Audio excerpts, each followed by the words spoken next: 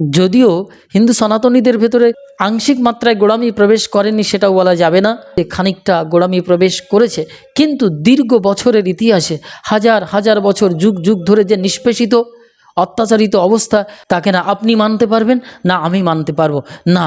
ভারতীয় নাগরিক হিসেবে, ভারতীয় সনাতনী হিসেবে তা মানা সম্ভব। যদি আমরা নালন্দা বিশ্ববিদ্যালয়ের দিকে দৃষ্টিপাত করি, সেখানে দেখতে পাওয়া যাবে যে কি ঘটনা প্রবাহ, কি বিধ্বংসী ধ্বংস। এই যে বিধ্বংসী ধ্বংস, বলুন তো এটাকে কি করে মানা যেতে পারে?